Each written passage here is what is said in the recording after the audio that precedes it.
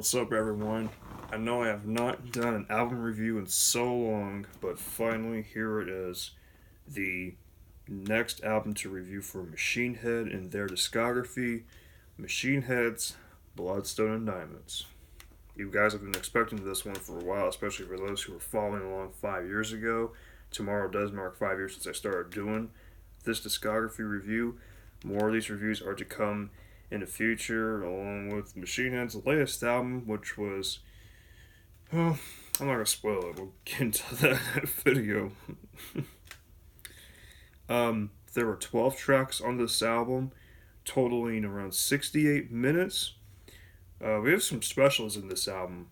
Some people say it was not quite, I don't know. A lot of people I talk to, or just in general from what I've seen, people say this album is really good, and there was definitely a lot of critical acclaim for Bloodstone and Diamonds. So, quickly before we get started, I just wanted to mention that I feel like this album is like an entire book, and there's chapters. The songs are chapter titles. It's really interesting. I think it's really cool to see it as the way I'm seeing it. So, we start with Now We Die, just over 7 minute cut. Really great intro. Very strong intro, has a violin intro, and then it kind of thrashes you out basically with the verse. Chorus feels like you're on a big wave. Just a lot. A lot going on here with this song, but Machine Head's like, alright, we're gonna come at you with this big intro and there's more to come. It's kind of like one of those. It's kind of like a big commercial. I don't know. I want to kind of try to compare it to the commercial, but Now He Dies a great opening. Killers and Kings, the second track and the very first single from the album, from which I remember from being released in April of 2014. This song is good too. It's a good moderate to fast tempo. I like the drumming in this one. Really, it's got Dave McClain is such a badass in the drums, and for those who don't know, he's not even in the band anymore, which sucks, but that was his decision. And we'll touch base with that probably in a separate video potentially with Machine Head's past members, Phil Dimmel and Dave McClain, no longer being in the band and why and stuff. But yeah, no, Killers and Kings, good short song, about 3 minutes long, and I like the how we kind of keep a quick pace with it. It's tense still. Ghosts Will Haunt My Bones blew me away. I will tell you this right now, just over 6 minutes long. It's such a beautiful song with the ghostly vocals, like I wouldn't say ghostly, kind of like haunting vocals, especially in the chorus. You feel like you're in like a ghost house, kind of like you're trying to find spirits or something like that with this song. I don't know, but it's quite intense. It's really kind of haunting. And the breakdown is so perfect. You couldn't ask for much better. We're really transitioning quite a little bit here. Like a moderate pace. It's kind of like what's going to happen next, kind of. You have that feeling. And the use of the wah pedal, too, and the breakdown, pretty cool stuff. Next track is Night of the Long Knives. This is based off of the Manson family murders from the late 60s. This song was quite intense. Also, I gotta say, the flurry in the beginning was, Rob really wanted to come and attack. Like, the band itself wanted to come with the attack with this one, because of the subject matter of the song. And I think they did a really good job with that. It's just a dark, swaying song that really punches you left and right.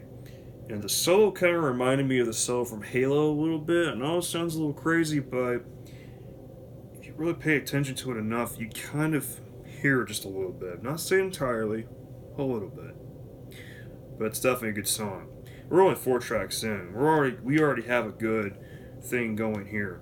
The next song is Sail Into the Black. This is the longest song on the album, 8.5 minutes long. I don't know how much I can describe this, because this is a song that really, there's a lot going on. You have a very slow first half, and then a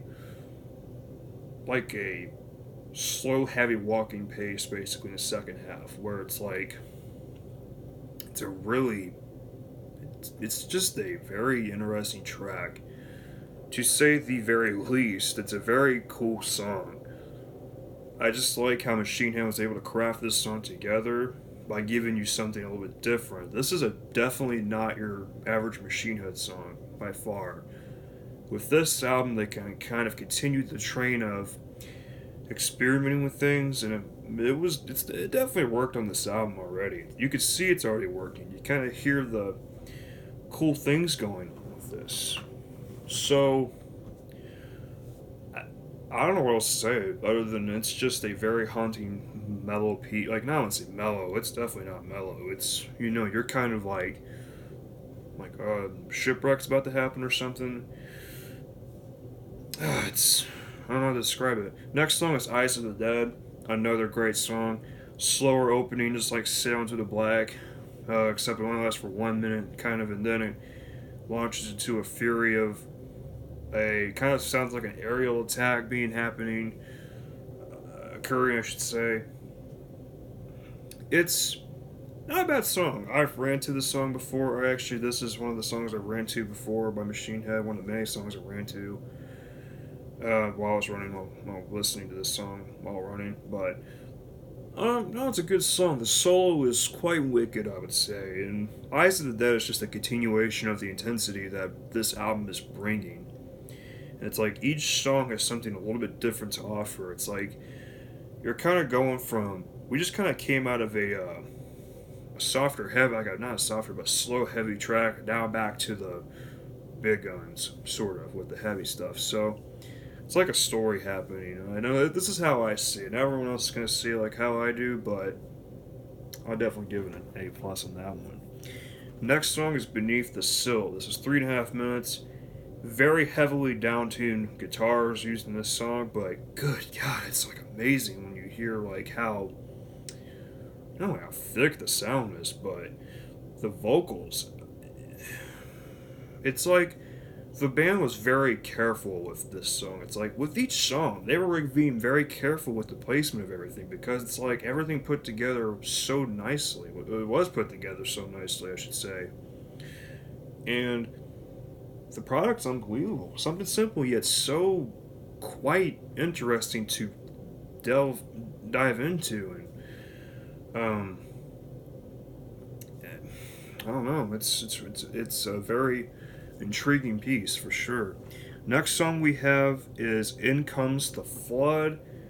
This song, if you haven't heard it, if you think Machine Head was done with throwing different things at you, I wouldn't be letting your guard down yet with that one because this song is quite interesting too with the intro, kind of like a historic sounding, like you're about to go back in time in history, and then it kind of just launches you with a methodic pace that it's kind of like you're.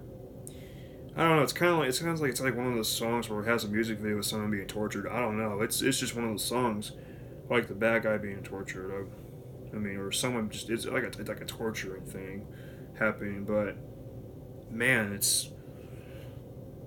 And one thing I haven't even mentioned yet is the vocals are really astounding so far. I haven't really found any flaws. Not just with Rob Flynn, but everyone else doing their parts so nicely. With Phil Dimmel's guitar playing, with the intricate, like not intricate, but just meticulous parts, and Jared McEachern's background singing. It just everything's coming together so nicely. With the groove of Dave McClain's drumming, it's great to hear what's being put together. The Knife song, Damage Inside, Machine Head takes things down a bit, goes back to a much slower pace and a more gentle approach. It's like Rob, it's kind of like a cry, a little bit of a, it's kind of like a cry for help kind of song. I don't know. I thought the song was okay, it wasn't too bad. But then it kind of carries us right into Game Over. Game Over is such a freaking brilliant song. Game Over feels personal to me because of the subject matter behind the song. It's like a friendship being ended, something's ended that you were with for a long time, not in manners that you liked how it was ended. and it's like a retaliation song kind of to those who kind of stepped on you in the past. Didn't even finish that word. I don't know why I'm a little tired, but Game Over is such a ferocious song, and it really comes off the heels of a softer song, slower song. Is this like, I feel like Bloodstone and Diamonds is like, it's kind of like there's a whole story just kind of congealing together. Obviously, this is not a concept album. Don't get it mixed up with what I'm saying, but this is my opinion. Game Over is a hell of a song. If you've not listened to it, you are missing out for sure. Uh, Imaginal Cells, their first self-titled, or should I say instrumental song since 1994's Real Eyes, Real Eyes, Real Lies. That's a tongue twister, to say the least, but Imaginal Cells, it's audio samples being played from a book that's got the title Evolution or Spontaneous Evolution or something in it. I think that's the title of the book or something like that, or audiobook or whatever it is, but a simple instrumental, simple background instrumental, but it's cool though how it grooves, how it goes, how it kind of just grooves. It's really unique with how Machine Head did this one, and I like it. And we get into the final song, "Take Me Through the Fire." Once all is said and done, Machine Head kind of throws down and just like a moderate paced thrash, like a, let's say thrash out, but it's like a slow thrashing of sorts, and it's incredible. I don't know what to say. I don't have any words besides it was an awesome song, and this album was really good. I really love Bloodstone and Diamonds. This was a great album. I mean, really, it was a really good album. I couldn't, I just, I can't, I don't know what else to say about it. It is an awesome album. If you have not gotten the chance to listen to it, you need to. It's definitely worth your time. Even if you didn't like some of it, definitely give it a shot. So that's all for this album review. The next album review for Machine Head and this discography is an album that, well, I don't know if I really want to. Oh my goodness. Yeah, Catharsis. Ooh, that's a that was a that was a nice that was the such a humble album. Humble album. Yeah. I'm going on a tangent, but I want to thank you guys for watching this video. Be sure to subscribe. I am also changing the content of my channel. Vocal covers are being deleted. If my older subscribers love those covers, I am sorry that I'm deleting them, but I am rebranding my channel quite a bit. I will post a description on that in the coming days. And I hope you guys understand this, but I'm moving towards a professional career. I have got to clean this channel up if I want to keep using it, so I'm going to do that. And I want to thank all of you for staying true to this channel. You guys are awesome. Take care, everyone.